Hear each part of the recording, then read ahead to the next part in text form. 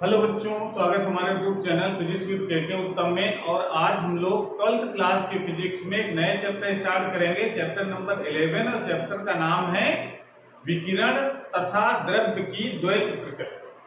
ठीक है, यानी इंग्लिश में कहते हैं इसको dual nature of radiation and matter. ये चैप्टर का नाम है और इस चैप्टर में हमको विशेष तौर से पढ़ना है प्रकाश विद्युत प्रभाव के बारे में।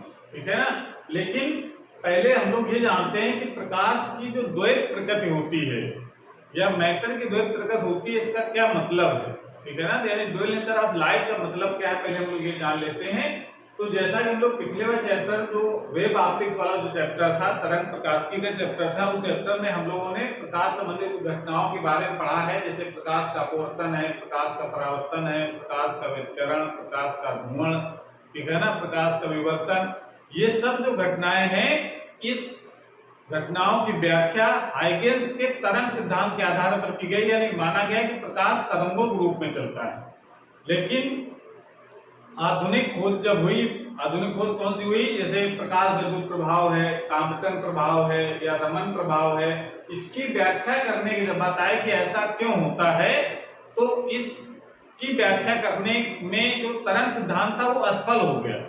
तो फिर एक नया सिद्धांत प्लांक ने प्रस्तुत किया है, जिसको हम लोग प्लांक का क्वांटम सिद्धांत कहते हैं। ठीक है ना, जिसमें बताया कि प्रकाश तरंगों के रूप में नहीं, छोटे छोटे कणों के रूप में चलता है और उन कणों को ऊर्जा के बंडल या पैकेट कहा गया है, जिनको हम लोग फोटॉन भी कहते हैं या क्वांटा कहा जाता है।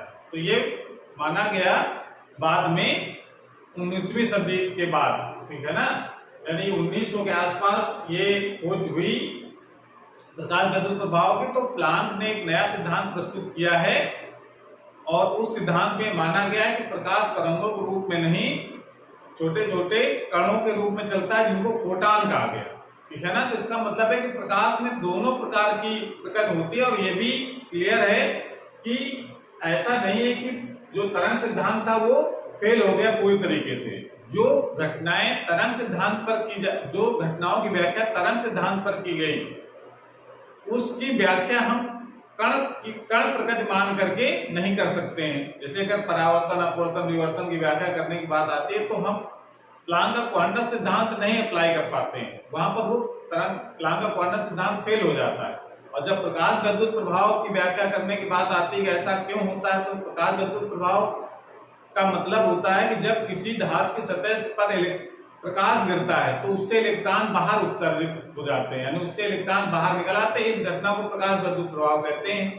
तो जब प्रकाश विद्युत प्रभाव की व्याख्या करने की बात आई कि ऐसा क्यों होता है, उससे तमाम कई निष्कर्ष निकाले गए, जिसको हम लोग प्रकाश विद्युत प्रभाव के नियम कहते हैं। हम लोग आगे आने वाले वीडियो में पढ़ेंगे। तो उसकी व्याख्या हम तरंग सिद्धांत के आधार पर नहीं कर सकते हैं। तो ये कहा गया कि प्रकाश में कण प्रकृति और तरंग प्रकृति दोनों होते हैं, इसलिए प्रकाश को द्वैती प्रकृति कहा गया है कि प्रकाश में दोनों प्रकार के नेचर होते हैं, वेव नेचर भी होता है और पार्टिकल नेचर भी होता है। तो प्रकाश की द्वैत प्रकृति लिखने के लिए अगर आ जाए या पूछ ले कोई कि प्रकाश की द्वैत प्रकृति का मतलब क्या है, तो आपको इस तरीके से लिख देंगे। हमने इसको लिख रखा है, देखिए कि प्रकाश की कुछ घटनाएं जैसे परावर्तन, अपवर्तन, व्यतिकरण, ध्रुवण आदि प्रकाश की तरंग प्रकृति को प्रदर्शित करती है। ठीक है ना, यानी ये तरंग सिद्धांत जो हाइगेंस का तरंग सिद्धांत, उसके आधार पर इनकी व्याख्या की गई है पिछले वाले चैप्टर में। तथा कुछ घटनाएं जो और बाद में हुई हैं, जैसे प्रकाश विद्युत प्रभाव, रमन प्रभाव या कॉम्पटन प्रभाव आदि प्रकाश की कण प्रकृति, जिसको हम लोग कण प्रकृति का कण को नाम दिया गया है फोटॉन। इसके पहले भी न्यूटन ने कणिका सिद्धांत भी दिया था, जिसमें उस कण को प्रकाश भी उसमें माना था न्यूटन ने कि प्रकाश कणों के रूप में चलता है। उन कणों का नाम दिया था कणिका कहते थे। ठीक है ना, लेकिन जो बाद में वो तो सिद्धांत फेल हो गए न्यूटन का, उसके बाद में जो प्लांक का जो क्वांटम सिद्धांत आया, उसमें कण को कणिका नहीं कहा गया, उसमें कहा गया है फोटॉन या ऊर्जा के छोटे छोटे बंडल या पैकेट कहते हैं। ठीक है ना, तो वो उसको उस कण को यहाँ पर लिया गया है। तो कण प्रकृति पार्टिकल नेचर को प्रदर्शित करता है, अर्थात प्रकाश में तरंग तथा कण दोनों स्वरूप विद्यमान होते हैं। इसी को प्रकाश की द्वैत प्रकृति कहते हैं। तो ये दो एक प्रकार का मतलब है कि प्रकाश में दोनों प्रकार के नेचर होते हैं, वेव नेचर भी होता है और पार्टिकल नेचर भी होता है। इसको नोट कर लीजिए। उसके बाद फिर हम लोग जानते हैं कि जो बात कर रहे हैं ये लोग वेव ऑप्टिक्स में, तो हम लोगों ने जो हाइगन्स का तरंग सिद्धांत वो तो पढ़ चुके हैं। जो कण प्रकृति के बारे में जिन्होंने बताया है प्लांक ने, तो मैक्स प्लांक का क्या है ये सिद्धांत, यानी उसको हम लोग नाम देते हैं प्लांक का क्वांटम सिद्धांत। तो क्या सिद्धांत है, तो ये हम लोग जानते हैं, तो उसको नोट कर लीजिए। उसके बाद रीडिंग लगाइए, प्लांक का क्वांटम सिद्धांत।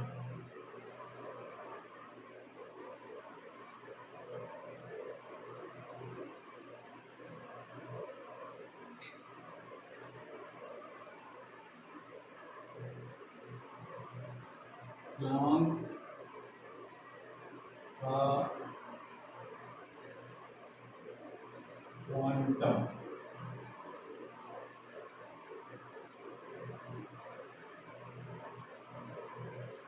प्लांक का क्वांटम सिद्धांत यानी जो कण प्रकृति है उसके बारे में प्लांक ने क्या बताया है, ठीक है ना। तो इस सिद्धांत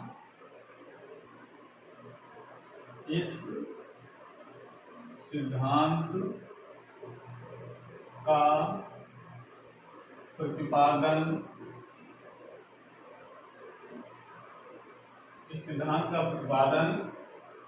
मैक्स प्लांक ने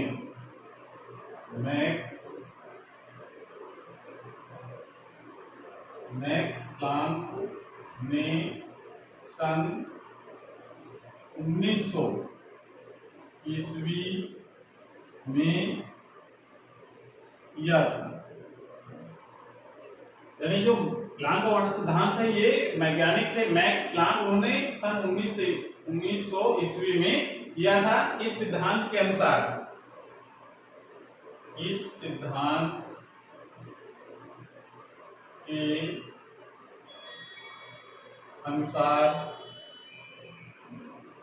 किसी वस्तु से उत्सर्जित अथवा अवशोषित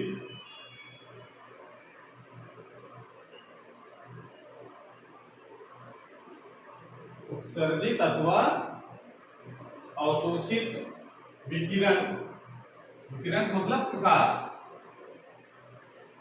विकिरण या इसको हम लोग प्रकाश भी कह सकते हैं। सूर्य से आने वाला प्रकाश विकिरण के रूप में आता है, उसको प्रकाश भी। इस सिद्धांत के अनुसार किसी वस्तु से उत्सर्जित अथवा अवशोषित विकिरण सतत न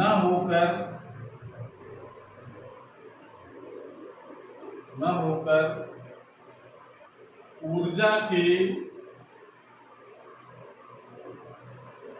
छोटे छोटे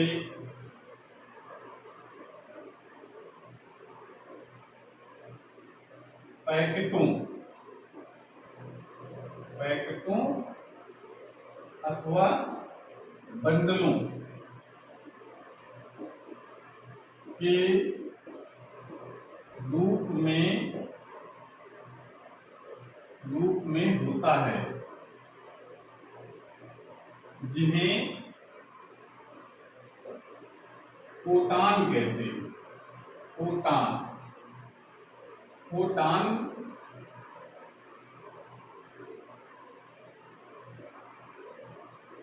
अथवा इसी का दूसरा भी नाम है जिसको हम लोग कहते हैं क्वांटा।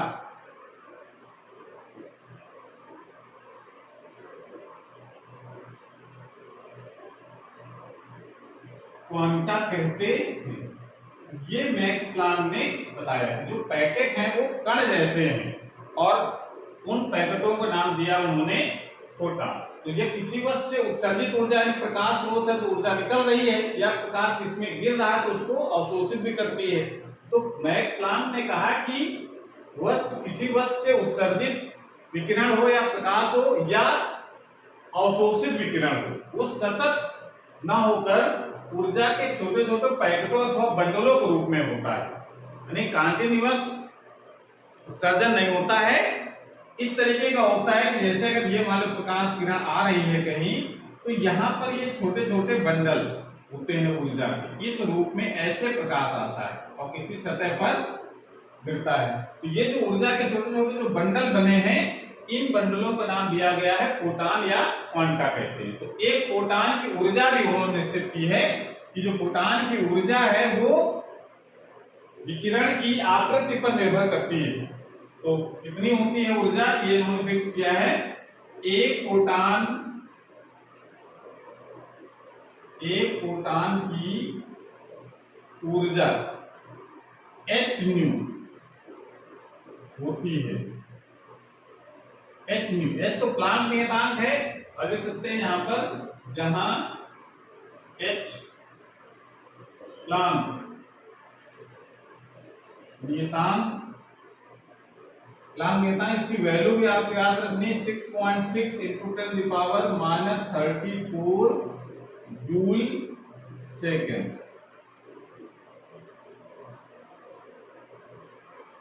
तथा न्यू, ये वर्ड आपको ध्यान रखना है, इसको लोग न्यू पढ़ते हैं। न्यू प्रकाश या विकिरण की आवृत्ति है।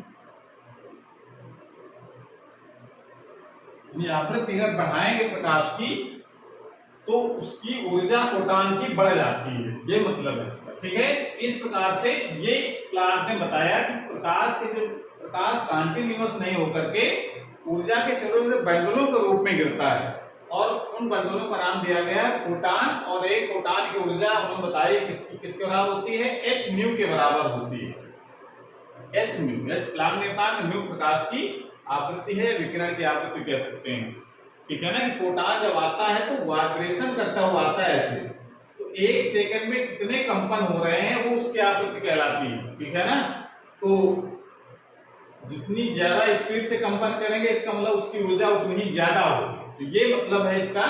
तो इस प्रकार से ये प्लांक ने अपना एक सिद्धांत प्रस्तुत किया है और इसी के आधार पर प्रकाश विद्युत प्रभाव की व्याख्या आइंस्टीन ने की है। ये हम लोग आगे देखते हैं, पहले डिटेल में पढ़ते हैं प्रकाश विद्युत प्रभाव होता क्या है, ये पढ़ेंगे। उसके बाद फिर हम उसकी व्याख्या करेंगे कि ये जो घटनाएं देखी गई हैं कि तीव्रता बढ़ाने से इलेक्ट्रॉनों की संख्या बढ़ जाती है। ठीक है ना, अगर हम पोटेंशियल ज्यादा लगा देते हैं तो धारा का मान बढ़ जाता है। तो ये सब बहुत सारी घटनाएं देखी गई कि प्रकाश जैसे ही गिरता है उससे तुरंत इलेक्ट्रॉन उत्सर्जित हो जाते हैं। तो ये सब घटना देखी गई और उसकी व्याख्या भी प्लांक के क्वांटम सिद्धांत के आधार पर आइंस्टीन ने की है। तो कैसे करते हैं व्याख्या वो हम लोग आगे देखते हैं। अभी हम लोग जानते हैं कि जो फोटान होता है, जिसको कण कहा गया है, कि प्रकाश कणों के रूप में चलता है, तो उस फोटान के बारे में और जानते हैं हम लोग कि फोटान के और क्या गुण होते हैं। ठीक है ना, और हम लोग डिटेल फोटान के बारे में जान लेते हैं, तो इसको नोट कर लीजिए। उसके बाद फिर जानते हैं फोटान क्या होता है।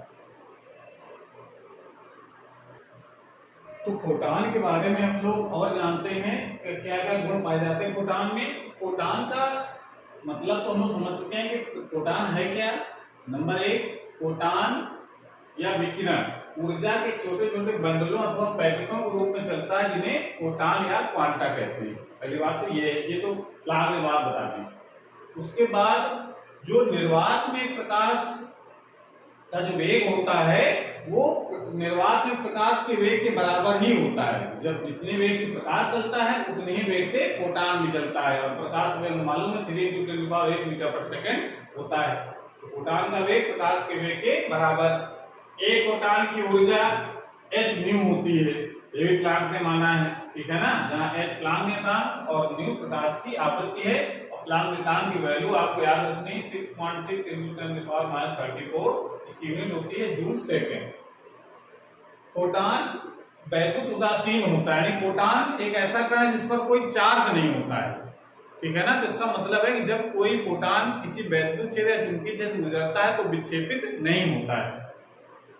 दूसरी अगली बात, फोटान का विराम द्रव्यमान शून्य होता है। विराम द्रव्यमान शून्य होने का मतलब अगर फोटान विरामावस्था में उसका कोई अस्तित्व नहीं है। ठीक है ना, यानी विरामावस्था में रुका हुआ है तो उसका कोई अस्तित्व नहीं है, उसका द्रव्यमान शून्य होता है। लेकिन जब गति अवस्था में होता है तब उसका द्रव्यमान होता है hν/c² या h/c लैम्डा। ये गतिक द्रव्यमान कहलाता है। तो अगर मोशन में है तब उसका मास होगा, उसकी वैल्यू होगी hc/c² या इसी को हम लोग दूसरे रूप लिख सकते हैं hc/λ। इसको कैसे बना है गतिक द्रव्यमान जानते हैं हम लोग। आइंस्टीन का एक द्रव्यमान ऊर्जा समीकरण होता है hν mc²। E बराबर जो द्रव्यमान ऊर्जा समीकरण है उसका सूत्र होता है E mc², और फोटॉन की ऊर्जा होती है hν। तो यहां से m बराबर करो, E बराबर mc² भी होता है, E बराबर hν भी होता है, ठीक है ना। अगर हम इसको गतिक द्रव्यमान मान लेते हैं m कितना हो जाएगा hν/c²। तो ये hν/c² हो गया। इसी में अगर हम μ लगा देते हैं c/λ, μ जहां आपत्ति है, c निर्वात प्रकाश वेग, लैम्डा है तरंगदैर्घ्य, अगर लगा देते हैं तो m कितना हो जाएगा, यहाँ पे लगाएंगे तो c से कैंसिल हो जाएगा, h/c लैम्डा बचेगा।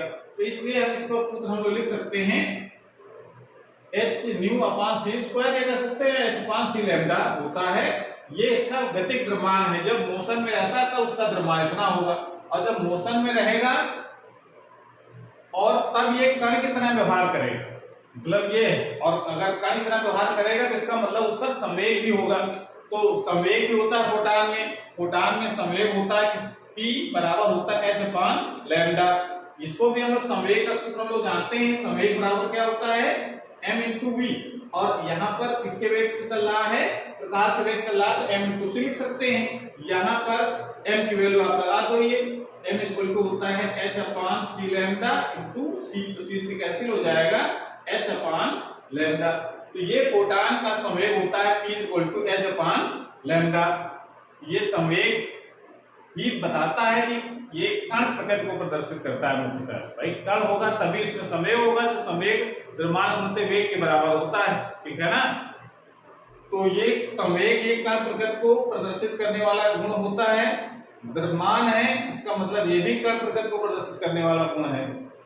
फोटॉन व धात्विक कण, जब फोटॉन किसी धातु की सतह पर गिरता है तो उससे जब इलेक्ट्रॉन से टकराता है, ठीक है ना, धात्विक कण इलेक्ट्रॉन प्रोटॉन जब टकराता है तो जो संघट्य होता है वो संघट्य पूर्ण प्रत्यास्थ होता है। और पूर्ण प्रत्यास्थ का मतलब जानते हैं, पूर्ण प्रत्यास्थ संघट्य का मतलब होता है कि संघट्य से पहले कितनी ऊर्जा है और संघट्य के बाद की कितनी ऊर्जा है वो हमेशा नियत रहती है, चेंज नहीं होती। संवेग और ऊर्जा का क्षय नहीं होता है, यानी उसकी ऊर्जा नियत रहती है संघट्य से पहले और संघट्य के बाद। इसको हम कहते हैं पूर्ण प्रत्यास्थ संघट्य होता है, ठीक है। इसको नोट कर लीजिए। उसके बाद फिर हम लोग और भी इसके गुणों के बारे में जानते हैं।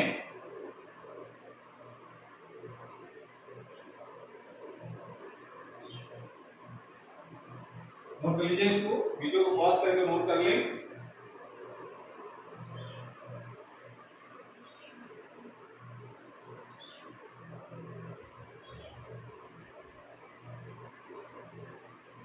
अगला पॉइंट है 9 नंबर, लिख सकते हैं प्रकाश की तीव्रता। प्रकाश की तीव्रता फोटॉनों की संख्या के अनुक्रमानुपाती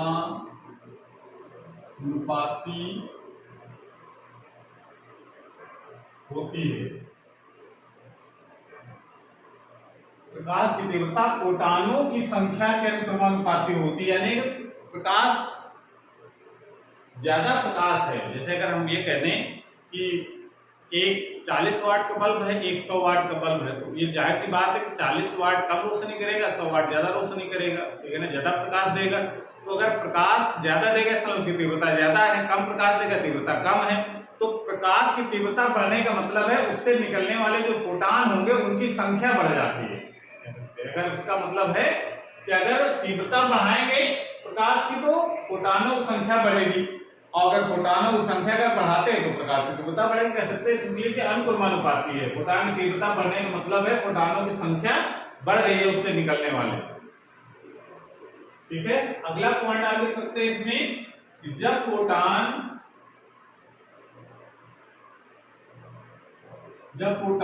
एक माध्यम से दूसरे माध्यम में जाता है तो उसकी आवृत्ति नहीं बदलती है। जब फोटान एक माध्यम से दूसरे माध्यम में जाएगा, जैसे वायु से कांच में जा रहा है या कांच से जल में जा रहा है, तो उसकी तरंगदैर्घ्य बदल जाएगी, उसकी चाल बदल जाएगी, लेकिन उसकी आवृत्ति में कोई चेंज नहीं आता है। आप प्रकाश की आवृत्ति से मतलब है कि जब फोटान चलता है तो जब वाइब्रेशन करता है, ठीक है ना, कि कितनी गति से कंपन कर रहा है, वो आवृत्ति कहलाती है। जब फोटान चलता है हवा में या वैक्यूम में तो कंपन करता हुआ चलता है, और जब किसी तो कंपन करता हुआ चलेगा तो ये तरंग रूप प्रदर्शित करता है, चलता हुआ फोटान। और जब किसी सतह से टकराता है, मान लो धात्विक सतह से टकराया, तो जब टकराएगा तो ये कण प्रकृति को प्रदर्शित करता है। ऐसा लगेगा कि ये कण जैसे गिर रहे हैं यहाँ पर, तो ये मान लिया जाता है कि प्रकाश तरंगों के रूप में नहीं, कणों के रूप में आता है। ये इसका कॉन्सेप्ट है कि प्रकाश जब भी चलता है तो चलता हुआ फोटान, प्रकाश चलेगा मतलब फोटान चलेगा, फोटान जब चलता है तो तरंग रूप में चलता है, कंपन करता हुआ, और कंपन एक सेकंड में कितने हो रहे हैं वो उसकी आवृत्ति को बताएगा। तो जितनी तेजी से हो रहे होंगे इसका मतलब उसकी ऊर्जा उतनी ज्यादा होगी। और जब किसी धातु सतह से टकराता है तो धातु में उपस्थित जो इलेक्ट्रॉन होते हैं वो इसकी ऊर्जा को लेकर के ये बाहर आ जाते हैं। इसको कहा जाता है प्रकाश वैद्युत प्रभाव। और ये अब जो गोल गोल बना रहे हैं, फोटान की आकृति ऐसी नहीं होती है, तो एक समझने के लिए फोटान एक कणों के रूप में चलता है, और आकृति उसकी जो भी हो, लेकिन वो माना गया है कि प्रकाश कणों के रूप में चलता है और तरंगों के रूप में भी चलता है, दोनों ऑप्शन हैं। ठीक है ना, तो इसीलिए इसको द्वितीय प्रकृति के श्रेणी में रखा गया प्रकाश को, तो दोनों नेचर फॉलो करता है, कणों के रूप में और तरंगों के रूप में। तो ये जो इलेक्ट्रॉन बाहर निकल आते हैं किसी धातु की सतह से फोटान को गिरने से या प्रकाश के गिरने से, तो इस घटना को कहा जाता है प्रकाश वैद्युत प्रभाव। तो हम लोग अगले वाले वीडियो में प्रकाश वैद्युत प्रभाव को डिटेल में पढ़ते हैं। तो आज क्लास हम यहीं पर समाप्त करेंगे, ठीक है ना, इसको नोट कर लीजिए। और आज क्लास हमारे पर समाप्त होती है। अगली क्लास में हम लोग प्रकाश वैद्युत प्रभाव के बारे में पढ़ेंगे। अगर ये वीडियो अच्छा लगा हो तो इसको लाइक करें, अपने दोस्तों को शेयर करें, और अगर चैनल अभी तक अगर सब्सक्राइब नहीं किया चलो सब्सक्राइब करें, नए वीडियो अपलोड हो उसकी नोटिफिकेशन आपके पास सबसे पहले पहुंच जाए। पढ़ाई करते रहिए। Thank you.